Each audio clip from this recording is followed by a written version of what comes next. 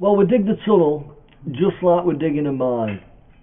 First, them gentlemen surveyors, they pegged out a line across the top of Pool Hill, using poles, all set out by eye. And the levels were transferred right across the moors, using benchmarks and clever instruments.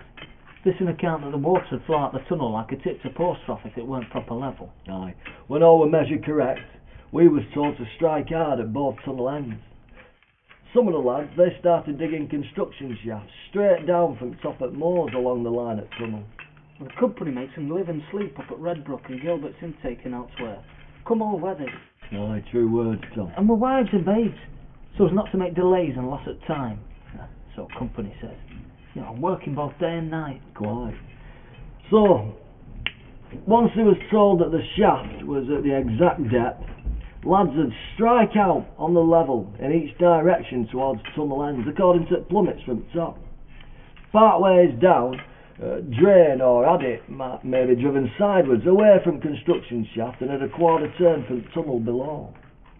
They maybe have about 4 drains along the length of each adit, so to take groundwater away from main workings and give drainage to the water engines, which were used to take spoil away. As God's my witness, George Stark, 31 construction shafts were started, 14 alone to dig the tunnel, and yet 17 more for means of drainage. Aye, Tom.